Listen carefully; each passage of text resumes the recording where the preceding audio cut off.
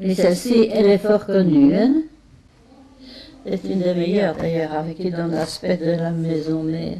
J'étais à la maison mère lors du retrait de Vénéré Mère de la direction générale, donc. N'est-ce pas que s'est démise de ses fonctions supérieures générales et que sa démission a été acceptée parce qu'elle avait été présentée combien de fois, toujours refusée, et cette fois-ci elle a été acceptée. Il était temps pour elle.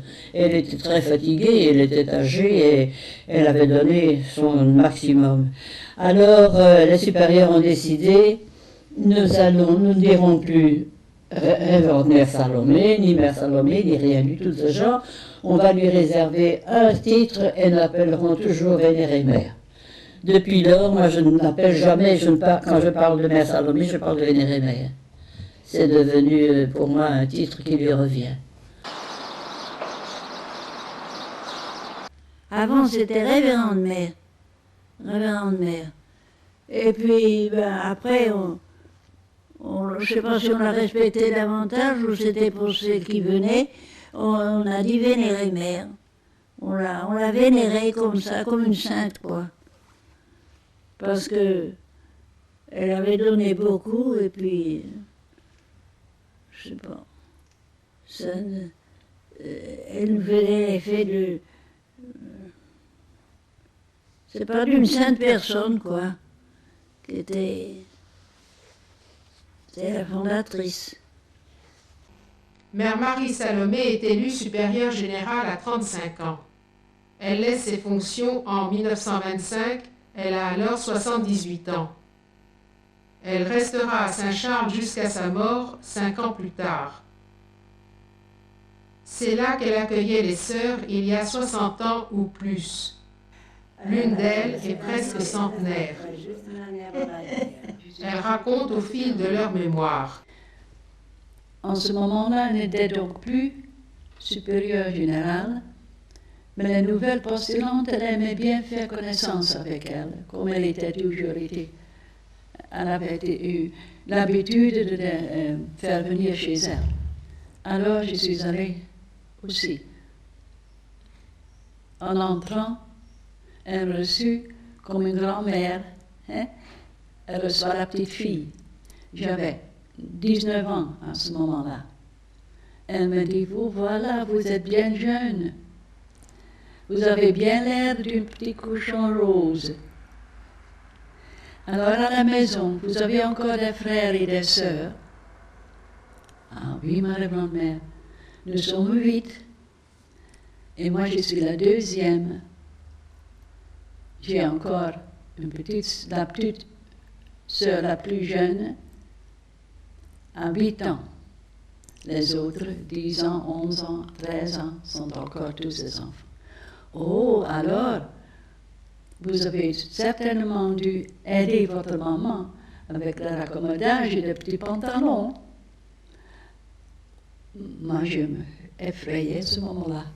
J'ai dit, oh non, ma révérende mère, jamais de la vie ma mère aurait confié ce travail à moi. Alors, ça c'était la conversation avec Vénérée Mère. Mais Salomé était, quand je suis arrivée à novice, en 26, elle était déjà plus supérieure. Alors on a été comme novice, tout le monde, tous les novices ont été quelques moments chez elle pour lui dire bonjour. Mais ce qu'elle a dit à ce moment-là, je ne sais pas au juste. Parce que plus tard, on l'a vu encore une fois pendant le noviciat, je pense avant la profession. Alors là, j'ai parlé, elle a demandé ce que faisait ma famille, comme ces questions ordinaires, pour ainsi dire. Alors je ne savais pas dire ce que faisait mon père. Alors, qu'est-ce qu'il fait? Je ne sais pas, mais il fait du pain. Alors elle disait, oh, il est boulanger, alors je le savais. Et ça, je sais à peu près. Alors elle demande combien de frères, combien de sœurs. Mais beaucoup, je ne peux pas me rappeler beaucoup de ça. Après, je l'ai vu avant que je suis partie pour le Canada, pour lui dire au revoir.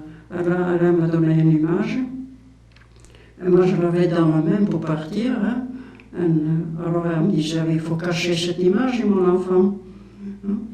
Probablement, elle a voulu que je mette dans le carnet d'examen. Alors je l'ai caché, je ne sais pas, peut-être probablement sous le scapulaire, je ne sais plus.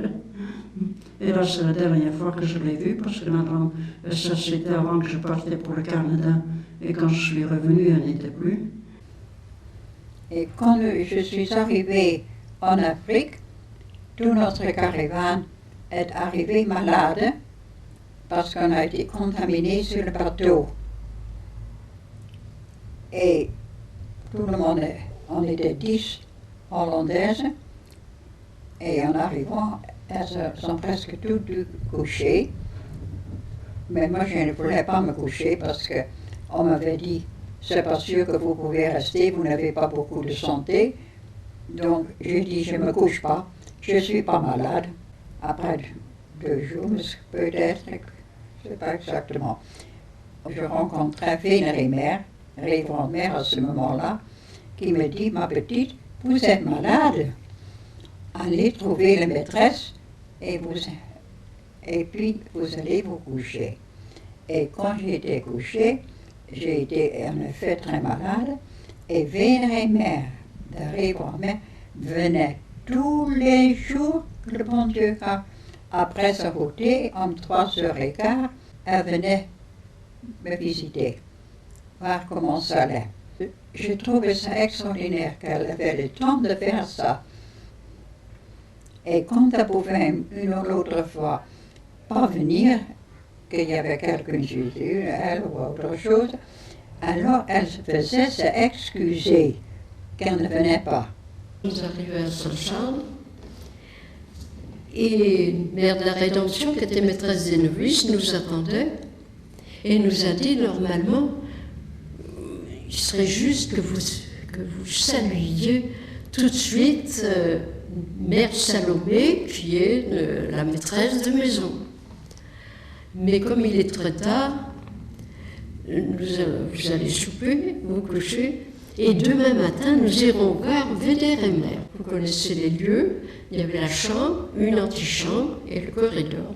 Nous sommes montés au premier étage, nous sommes mis tout au long des murs de l'antichambre, et Mère de la Rédemption a été frappée chez Mère Salomé pour lui dire « Mes filles sont là, je voudrais vous les présenter ». Alors Mère Salomé est arrivée déjà imposante par sa taille et sa prestance, et puis le respect que nous lui portions à cause de sa réputation, l'ancienne supérieure générale et fondatrice. Elle nous a parlé, nous a encouragés dans notre vocation, nous a souhaité un bon noviciat, je ne me rappelle plus ses paroles. Mais je sais qu'au moment de partir, Mère de la Rédemption lui a dit « Vénérimère, veuillez bénir mes filles. Nous sommes toutes mises à genoux, en rond toujours. » Et Vénérimère est passée les unes après les autres. Et elle nous a fait sur chacune une croix sur le front, avec son pouce droit, bien sûr. Et quand elle est arrivée à moi, elle a fait la même chose à toutes les autres.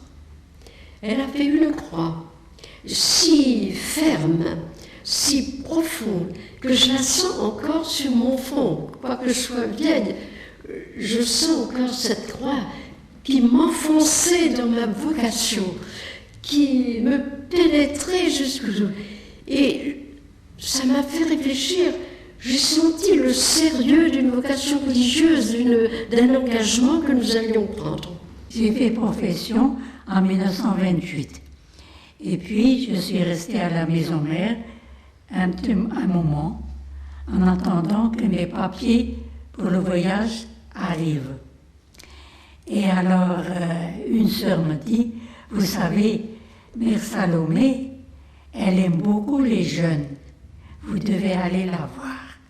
Donc, le lendemain, je suis allée la voir. Je frappe à sa porte. Et elle me dit, entrez. Je dis, vous désirez quelque chose? Je lui ai dit, ma Vénérimère, je viens seulement vous dire bonjour. Oh, asseyez-vous là. Et puis nous avons parlé plutôt de la famille, de ma famille à moi.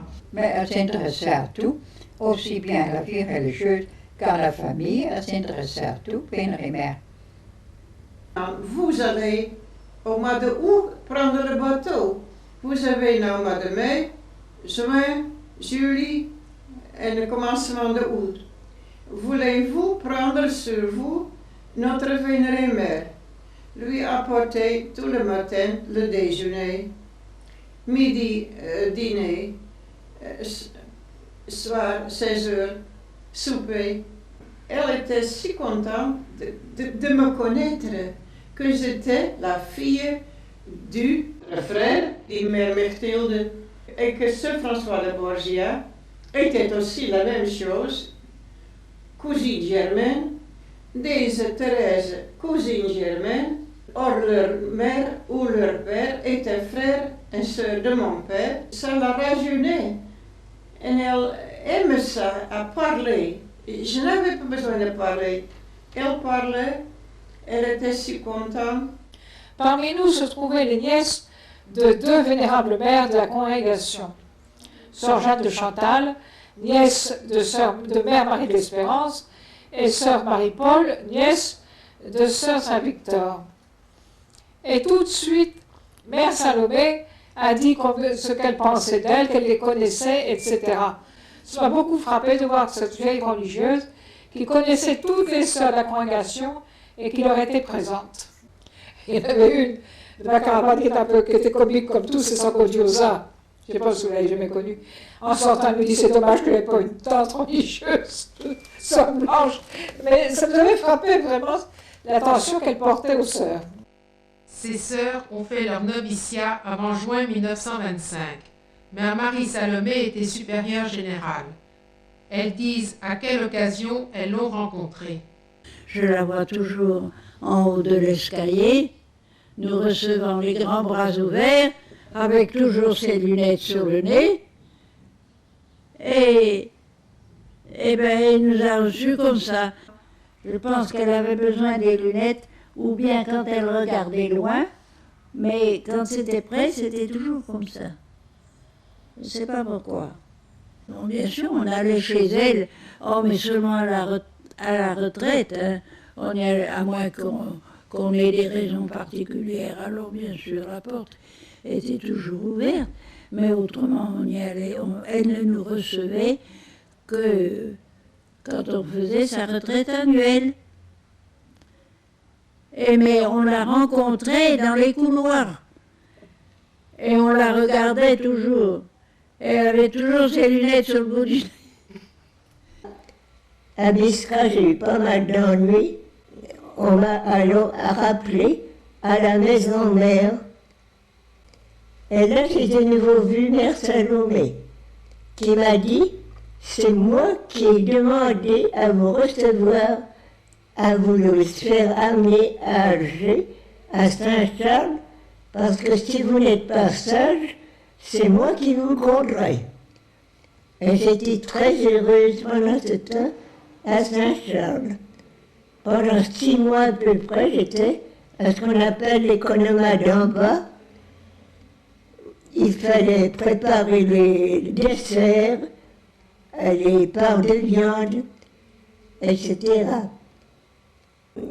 Un jour de fête, on avait eu du pain d'épices comme dessert, et comme je savais que Mère Marie de la Croix, que j'avais eue à Carthage comme supérieure, elle était en visite à Saint-Charles, et qu'elle aimait beaucoup le pain d'épices, je lui ai donné ma part.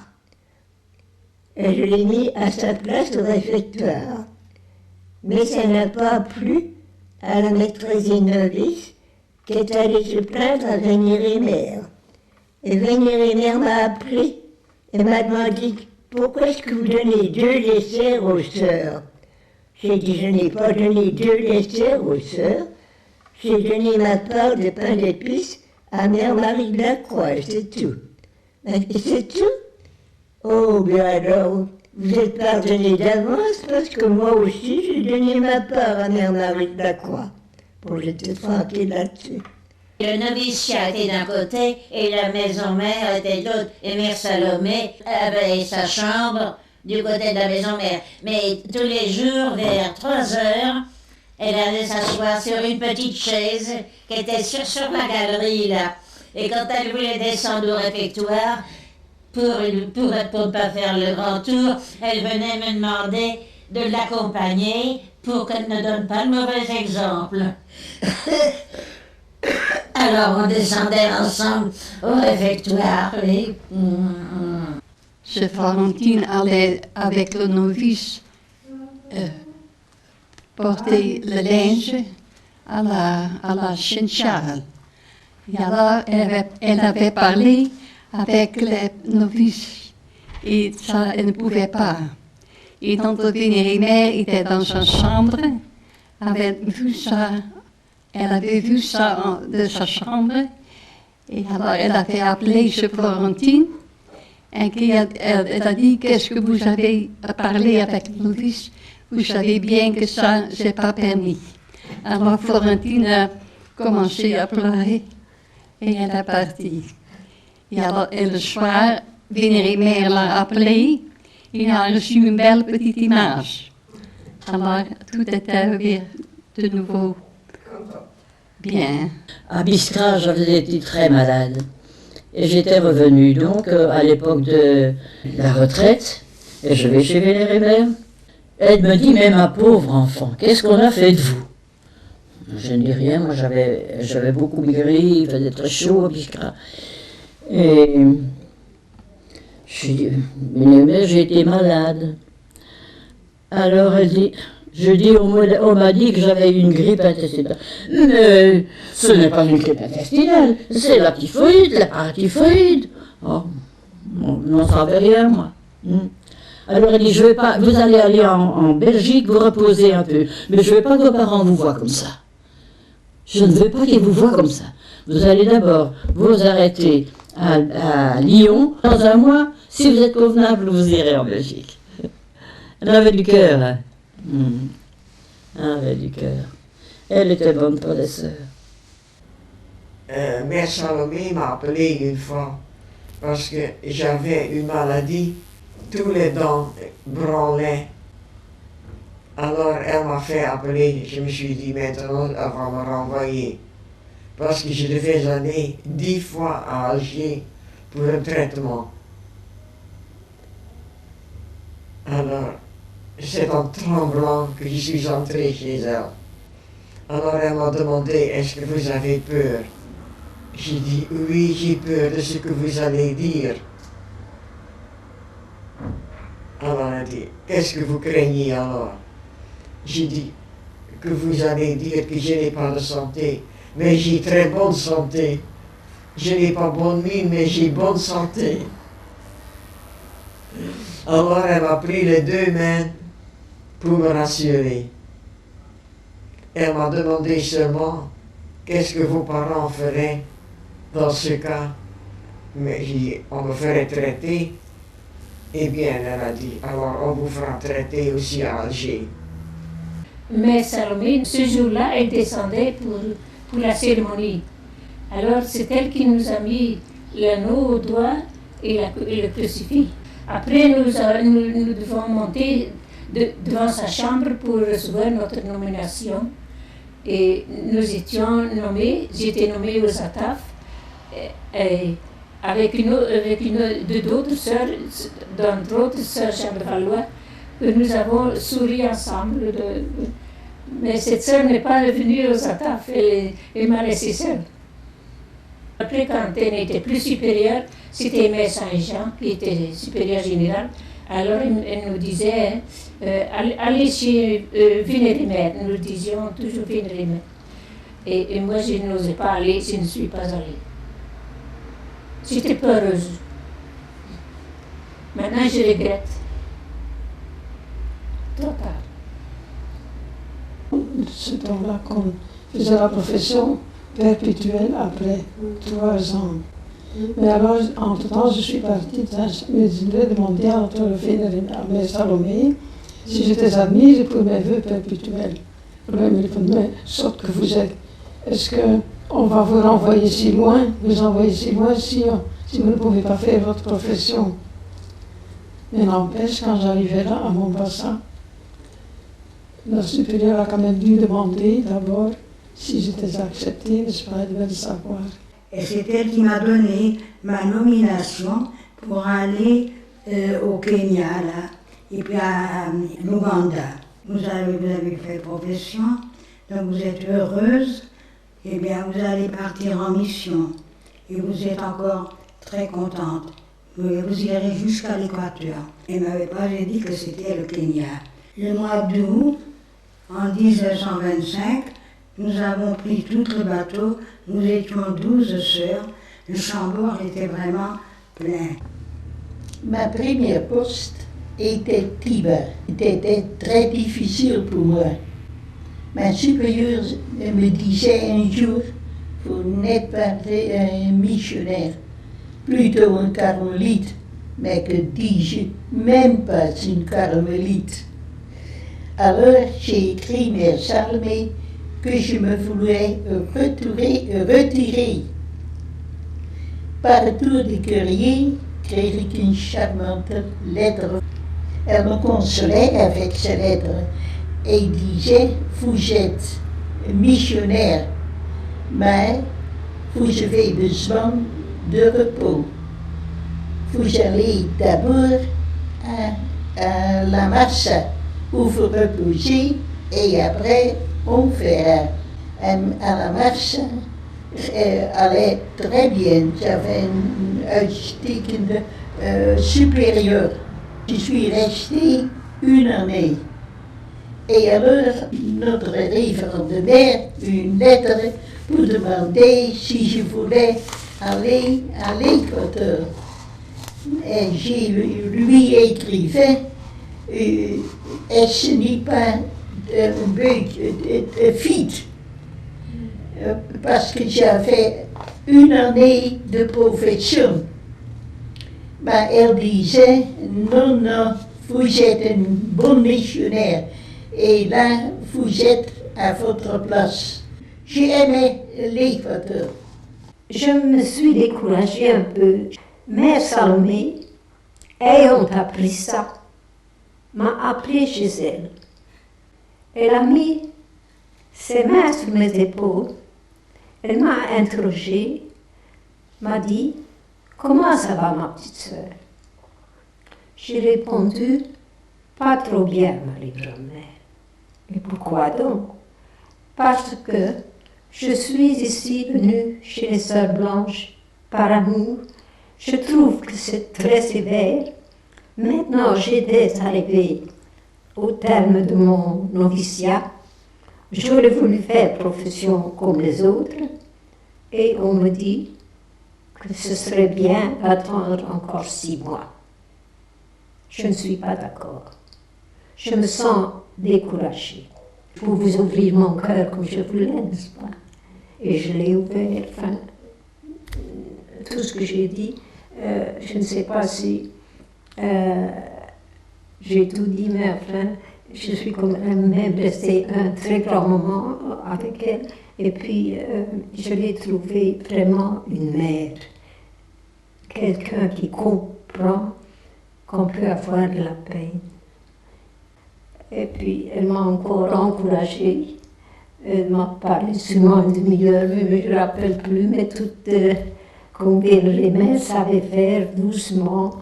Elle était très délicate, extrêmement délicate, extrêmement encourageante, extrêmement prenante. Et je suis retournée avec courage. Enfin, et elle m'a dit en partant, écoutez ma petite sœur, revenez, si ça ne va pas, revenez, vous pouvez toujours venir. Et je ne suis jamais revenue parce que ça allait. J'étais l'aînée du noviciat et ça allait enfin. Et puis aussi, Mère Salomé, elle a pris sa démission sûrement 2 mois après, parce que, et alors on ne pouvait plus aller comme ça qu'en groupe. Au bout de 18 mois de noviciat, normalement j'aurais dû faire profession. Mais elle nous a appelés Et elle m'a dit, eh bien ma sœur, je m'appelle sœur Stéphane de ce temps-là, je lui ai dit, eh bien ma sœur, ça va, vous avez encore 6 mois de grâce et de formation. Je lui ai dit, oui, Vénérée Mère, mais est-ce que je vais partir? Elle m'a répondu, non ma sœur, vous ferez progression et vous serez une sans planche. Et vraiment, j'ai senti qu'il y avait quand même quelque chose, que ça ne venait pas d'elle. Et ça me donnait courage. Et j'ai fait progression 6 mois après. Vénérée Mère était, on la sentait pleine de Dieu, pleine, comme remplie, je dirais, remplie de l'Esprit Saint, pleine. Elle était en prière. Et souvent j'ai remarqué, parce que malgré moi j'étais un peu curieuse, quand nous sortions, on regardait, on jetait un coup d'œil du côté des bancs du Conseil général. Les autres conseillères, quelques-unes, nous regardaient, mais je regardais Vénérée Mère, elle était plongée dans la prière. Et pour moi, ça a été un réconfort. Je l'ai connue étant novice, c'est elle quand même qui m'a reçue. Et puis j'ai eu la chance, ou la malchance, je ne sais pas, de rester à la maison mère pendant 6 mois. Et c'est à ce moment-là surtout que je l'ai rencontrée. Et je l'ai revue au moment de mes vœux perpétuels. Et là, j'étais vraiment très contente. J'allais lui dire au revoir. Et elle m'a gardé un petit moment chez elle, jusqu'au moment où on a téléphoné de la porte en disant « Ma mère, ma révérende, non, elle n'était plus mère générale. Est-ce que M. Charles de Jésus est près de vous ?» Elle me dit « Oui, je la laisse. C'est moi qui l'ai retenue, je vous la renvoie tout de suite. » Et après ça, malicieusement, elle me dit « Ce n'est pas grave, et c'est la dernière fois peut-être que nous nous voyons. » Et en effet, c'était la dernière fois. Mais quand on l'a connue, on ne peut pas oublier la paix qu'elle rayonnait vraiment Dieu. On avait vraiment l'impression de quelqu'un qui vivait avec lui.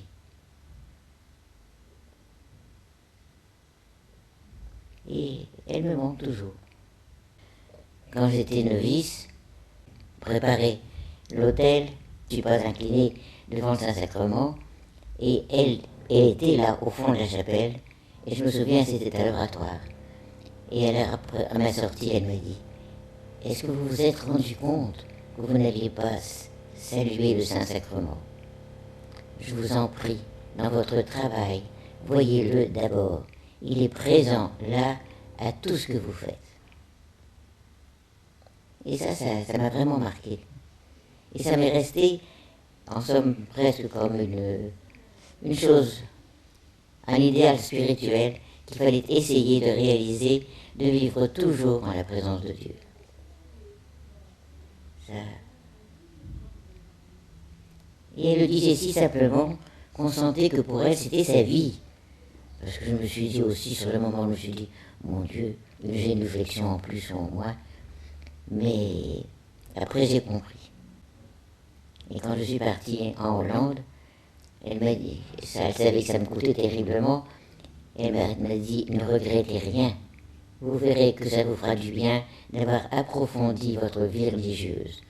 Parce que c'est quand même l'union à Dieu qui fait le fond d'une vie religieuse. Je fais partie de la dernière caravane qui a reçu les constitutions de la main de Vénérée Mère. Nous allions dans sa chambre recevoir les constitutions. Elle m'a donné les constitutions, elle ne m'a rien dit, je lui ai rien dit. Pour l'élection de la nouvelle supérieure générale, j'étais novice depuis quelques jours. Et alors, pour cette élection qui a duré 3 heures, on nous a fait mettre à genoux au noviciat de 8h du matin à 11h du matin pour prier. Alors après, quand les cloches ont sonné, on est sorti pour aller à la chapelle, naturellement, et Mère Saint-Jean, qui était la nouvelle élue, pleurait tant qu'elle pouvait pleurer. Elle n'arrivait pas à dire son credo en arrivant à la table de communion. Et puis quand on est allé pour baiser la doux, après aussi, elle pleurait encore. Quand Vénérée Mère, elle avait disparu, je ne sais pas où elle est partie. Le jour du chapitre, on était continuellement dans la chapelle pour prier. Et on avait dit, quand vous entendez sonner les cloches, c'est-à-dire que nous avons une supérieure générale. Comment s'appelle-t-il? L'évêque d'Alger. En tout cas, il était là pour présider le chapitre. Et dans l'après-midi, il a réuni toutes les sœurs, les novices et tout le monde à la communauté de la maison mère. Et quand il est entré, il regardait, visitait Jésus tout ensemble. Alors il dit, où est-elle la mère Salomé? Et elle s'était mise dans un coin de la salle, tout à fait cachée. Alors il dit, venez ma fille, et asseyez-vous ici. Et elle devait prendre la première place avant Mère Saint-Jean. Alors il a dit, écoutez mes enfants, vous l'appellerez désormais Vénérée Mère. Vous ne pouvez plus dire ma révérende mère parce que ça va donner des confusions. Ce sera votre Vénérée Mère. Tout le monde pleurait. Toujours la tête un tout petit peu inclinée, excepté les jours quand elle est entrée à la chapelle et que révérende Mère Saint-Jean était nommée. Elle, droite et rayonnante, comme elle voulait dire, hein, tout est tombé. Mais oui, j'ai connu Mère Salomé. C'est même Mère Salomé qui m'a fait faire, m'a fait faire profession en 1925, le 1er mai, et qui m'a donné ma nomination pour le Soudan. J'ai eu aussi le bonheur, ce qui n'était pas donné à tout le monde, d'aller dans la chambre de Vénérée Mère, grâce à Mère Joseph qui m'a fait cette grâce de me laisser entrer. Alors, pour faire mes adieux, puisque je devais bientôt partir, et Vénérée Mère a eu la bonté de me remettre une petite vierge, une petite Notre-Dame d'Afrique que je garde précieusement. Elle m'a fait ses recommandations pour ma vie en mission, en me disant que je tâchais, comme j'étais jeune, que je fasse attention à ma santé, mais que je fasse quand même tout ce qui m'était possible pour ma vie missionnaire, qu'on m'envoyait en mission pour travailler, que ce n'était pas pour me reposer. Et Mère Salomé, après toutes ces recommandations, m'a donné sa bénédiction. Et je suis partie très contente. Je suis très contente que vous pouvez aller à l'Équateur. Mais nou, elle a marche chercher un petit saluette haute comme ça de notre Sainte Vierge. Elle me le donnait. Elle commençait à pleurer, moi aussi. Alors elle disait, non, c'est très bien, mais si j'étais là encore révérend-mère, je vous garderai encore un peu. Mais allez-y, ma fille, allez-y. Ça, c'était l'adieu. Si j'étais encore révérend-mère, j'aurais encore un peu gardé. Mais j'avais plus rien à dire. Et je suis partie. Après le chapitre de 1925, Vénérée Mère garde ces 2 pièces dans lesquelles elle vit depuis 43 ans. Elles se trouvent près de la galerie où il fait plus frais l'après-midi. Beaucoup de sœurs ont des souvenirs de ces dernières années. Surtout quand j'étais réglementaire, quand j'allais sonner la cloche, je la voyais qui était assise en face. Vous voyez, il y a le clocher qui était en face de la chapelle. Et sur la gauche, il y a le petit coin d'un dortoir et de l'escalier qui descendait à l'économat. Et c'était dans cet angle-là que je voyais Mère Salomé. Notre Vénérée Mère avait l'habitude de se rendre à la terrasse, en haut, dans l'après-midi, avec Mère Hippolyte, très connue dans ce temps-là aussi. Elles étaient là ensemble, et moi, j'étais chargée de leur apporter 2 chaises chaque après-midi et d'elles retirer par après de nouveau. J'étais bien contente de cette tâche. Quand je faisais ça, j'ai rencontré Mère Vénérée Mère et elle me donnait toujours un petit mot d'encouragement. Elle était très gentille. J'ai vu dans le livre du père La Mai de 1990 une photo de Vénérimère. Cette photo-là, c'était toute une autre personne que celle que j'ai rencontrée en 27. La photo montre une sœur timide, effacée. Je n'ai pas vu Vénérimère comme une sœur timide. Il est vrai, elle était âgée à ce moment-là. Mais pour moi, elle était grande, forte, aimable, d'abord très facile, à non pas retirer au timide du tout. Elle se mettait tout à fait à ma portée de jeune sœur. Et ça me plut beaucoup. Très bien. Oh oui. C'était une personne très remarquante. On dirait tout de suite, enfin, c'est une personne plus haute, plus digne, très digne. Notre Vénérimère est si bien et quand même simple. On était tout de suite à l'aise avec elle. Tout de suite. Que je ne pouvais pas avoir peur d'une personne comme ça. Non. J'étais présente à Saint-Charles pour le centenaire du cardinal Lavigerie, le centenaire de sa naissance. Il y a eu de grandes cérémonies, beaucoup d'évêques, beaucoup de prêtres. Entre autres choses, on a fait représenter l'arrivée des sœurs en Afrique, des premières sœurs. J'ai représenté Vénérimère à cause de sa taille. Alors, elle était assise sur la véranda. Alors là, elle recevait très volontiers les sœurs qui venaient lui parler. Elle vivait avec vous. Elle était intéressée à tout, à vous-même et à la famille et tout. Elle demandait à tout, hein. De santé et tout ça. Elle était intéressée à tout. Mais spécialement votre formation et votre sainteté.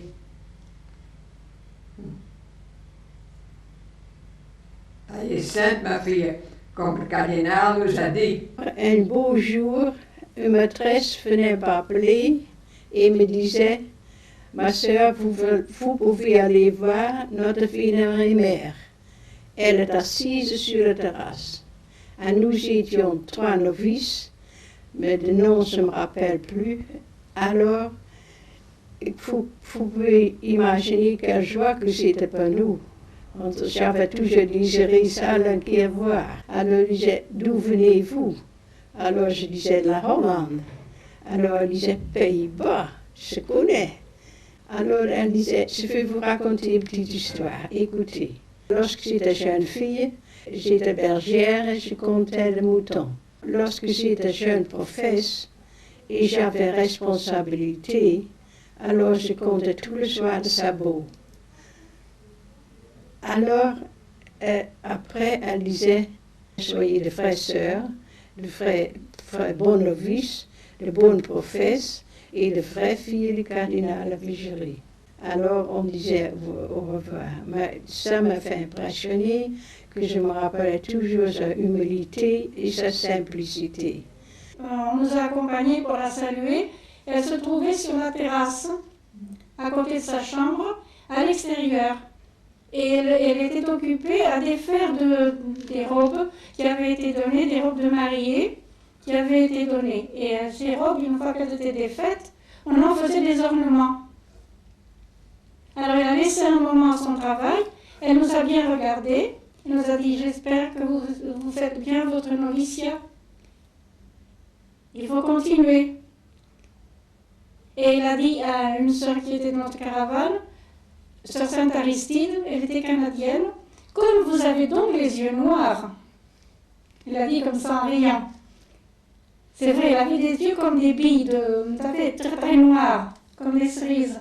Alors elle a dit, comme vous avez les yeux noirs. J'attendais mon départ pour Tanganyika, à la maison mère. Et Fénérimer était assise sur la galerie. Et nous étions là aussi, plusieurs, et j'étais en train de coudre un sac pour laver par terre. Alors elle me demandait, qu'est-ce que vous faites là? Je lui disais, je fais des dentelles arabes, Fénérimer. Et elle riait.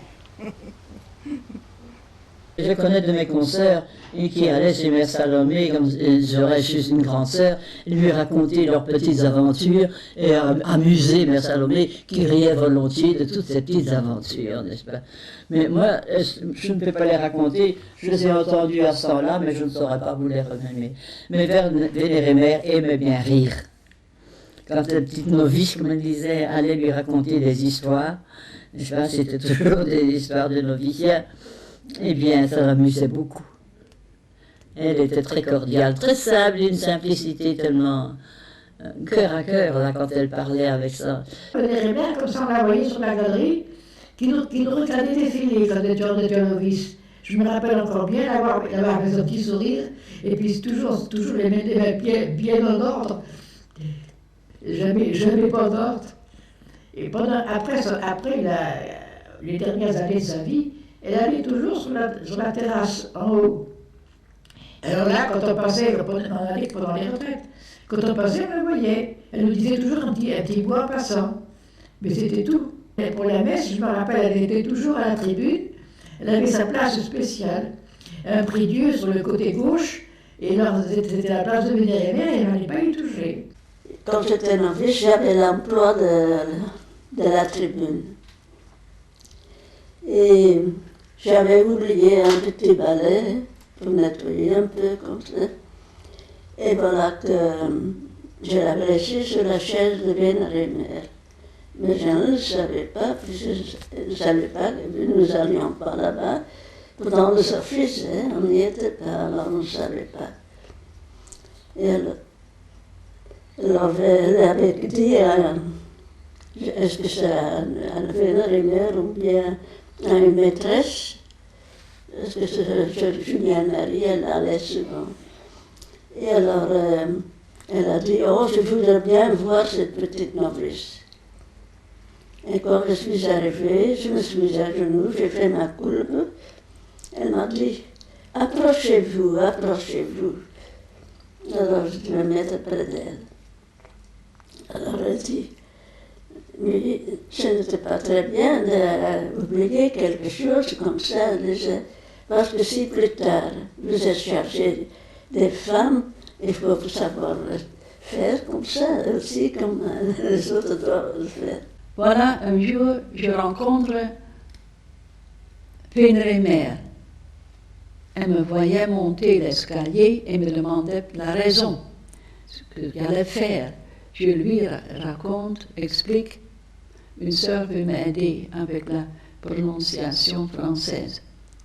Alors elle me dit, ce n'est pas la peine de monter chaque jour avec ce tabouret. Vous venez chez moi, cherchez une petite chaise, alors laissez votre tabouret en bas. Bien sûr, le lendemain, je monte vers notre Vénérémère. Arrivé à sa chambre, j'entends des voix à l'intérieur, à ses portes. Et j'étais un peu émotionnée. Or, j'ai dit, ce n'est pas le moment de frapper maintenant pour demander mon tabouret. Je retourne en bas, je vais chercher ma petite chaise et je monte. Le lendemain, je rencontre de nouveau Vénérémère et me dit, mais vous n'êtes pas venu hier pour chercher votre petite chaise. Vous n'avez pas obéi. Oh, je lui explique la raison pour laquelle je n'ai pas frappé à sa porte. Elle réfléchit un moment. Elle dit, à telle heure? Ah, eh bien, j'ai compris, c'est bien comme ça. Alors, c'était fini, hein. Je ne suis plus allée chez Vénérémère pour chercher mon tabouret. J'étais vraiment un peu... j'aimais pas de ce qu'elle dit. Vous n'avez pas obéi. Moi, je sentais que j'avais quand même fait ce qu'il fallait faire à ce moment-là. La santé n'allait plus. Moi qui étais enseignante, je n'avais pas fait des tournées de seau d'eau pour arroser les arbres fruitiers. J'étais à plat. Alors on m'a dit qu'il fallait que je rentre. Sœur Julien Marie nous a vu que nous pleurions très fort toutes les deux, nous étions deux sœurs, et elle nous a dit « Allons voir Vénérémère ». Alors elle m'a dit de prier, de ne pas oublier l'Afrique et de bien me remettre. Quand elle nous a embrassés, elle m'a dit « Courage ma fille, vous serez sœur Blanche ». Et elle m'avait dit avant qu'il y avait quand elle m'a demandé mon nom, qu'il y avait deux sœurs qui avaient eu ce nom. La première est repartie, elle était plutôt mystique, elle est rentrée au Carmel. Et la deuxième, on n'a jamais plus eu de nouvelles. Et alors, elle m'a encore redit, courage, vous serez sœur Blanche. C'est extraordinaire. Quand elle venait, elle parlait, quand j'étais malade, quand elle venait, elle parlait en français, naturellement. Alors elle disait, ça ne fait rien, parlez en hollandais. J'ai été à Maastricht. Elle me fait la visite de poste une fois à Maastricht. Alors je comprendrai. Et elle comprendrait que je recevais toujours une réponse qui correspondait. Je trouvais quelque chose d'extraordinaire chez elle. Elle comprenait les gens.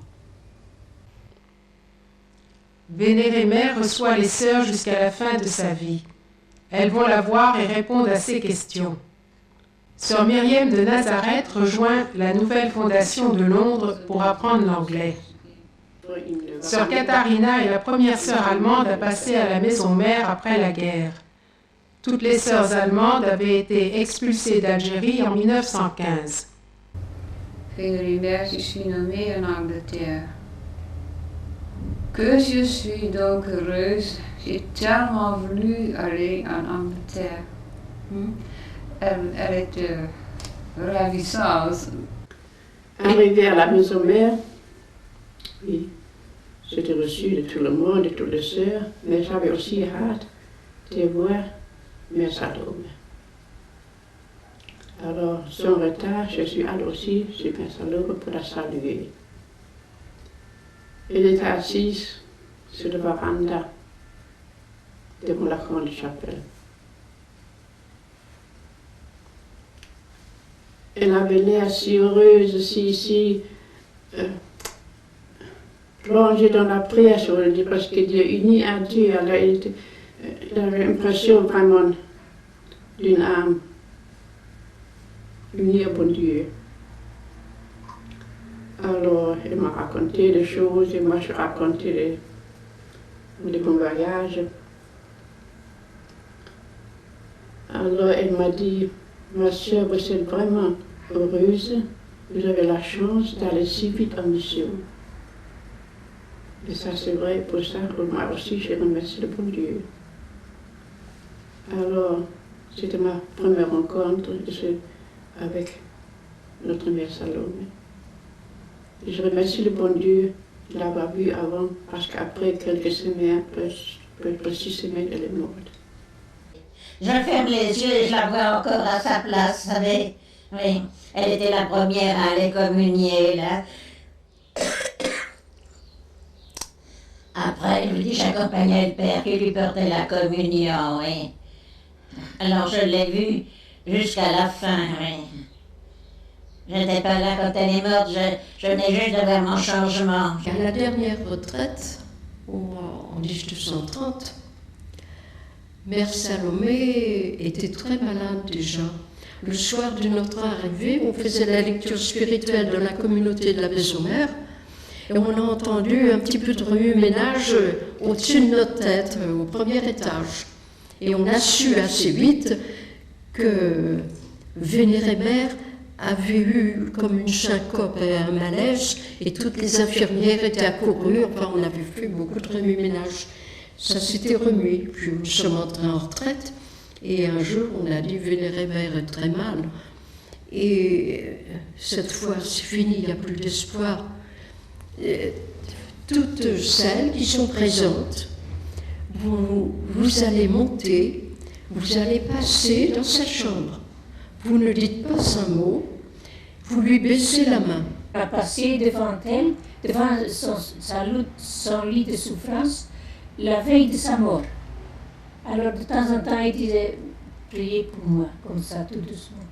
Puis on a reçu toute une image de la Sainte Vierge.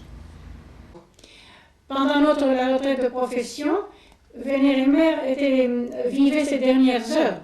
Elle était très malade, nous le savions, parce que les maîtresses du noviciat nous donnaient jour par jour son bulletin de santé, c'est-à-dire elles nous disaient dans quel état elle se trouvait. Et nous savions qu'elle souffrait beaucoup et on priait pour elle. Il y a eu un orage terrible la nuit où elle est morte, j'en ai le souvenir parce que nous ne dormions pas. On pensait à Vénérée Mère et puis le bruit de l'orage nous empêchait de dormir. Et c'est le lendemain matin, au lieu de dire Benedicamus Domino, la sœur qui est venue au dortoir nous a dit Vénérée Mère est partie, elle est décédée, chez le bon Dieu. Le lendemain de la mort de Vénérée Mère, presque toute la journée, le temps a été très mauvais. Et le surlendemain, le jour de l'enterrement, ça a été un temps splendide. Et le ciel était bleu, comme il peut être un bleu très profond, vous savez, comme il est en Algérie. Elle était exposée à la grande communauté en dessous de l'image du cardinal Vigéry. Je le vois encore comme c'était hier. Alors, en veillant, ça me fait beaucoup d'impression, parce qu'il y a des sœurs professes qui venaient tous les jours pour la voir relique. Hein.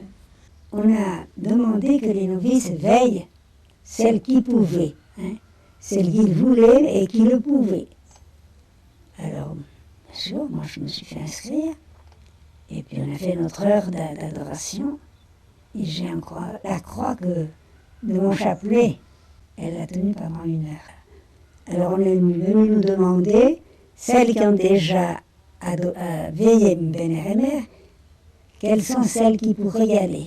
Moi j'ai dit oui, je suis allée, j'ai encore fait 1 heure. Et j'ai bien prié, et vraiment je l'ai bien remerciée parce qu'elle m'avait dit qu'elle prierait pour moi, pour que je revienne. Et elle m'a bien gardée.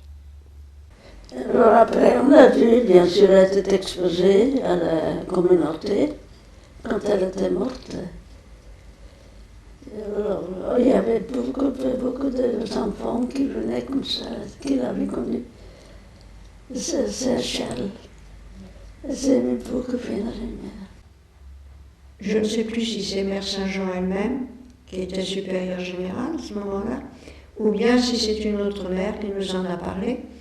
Elle nous a dit qu'elle avait été surprise du nombre d'anciennes, celles qu'on appelait les filles de Saint-Charles, qui étaient venues en apprenant sa mort pour prier près d'elle et qui avaient rendu un témoignage qui les avait profondément bouleversées sur sa bonté et la façon dont elle les accueillait toutes comme ses anciennes filles. Monsieur Leno dit de homélie. Alors, il parle surtout sur l'humilité, la simplicité de Mère Vénérée Mère. Alors, tout le monde pleurait, moi aussi. Alors, il disait, mes filles ne pleurez pas, Mère Salomé était sainte et sainte. Pour les défauts, je ne pense pas qu'elle en avait beaucoup. Elle reconnaissait qu'elle en avait, mais les sœurs ne voyaient pas en elle beaucoup de défauts, parce qu'elle a beaucoup souffert, elle avait beaucoup de qualités, vraiment. Le bon Dieu nous avait donné une bonne supérieure. La preuve en est, c'est qu'elle a tenu la congrégation jusqu'au bout, envers et contre tout.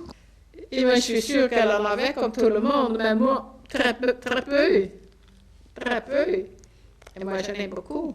C'est pas peut-être, elle était certainement une femme forte. Elle était certainement une femme qui savait ce qu'elle voulait.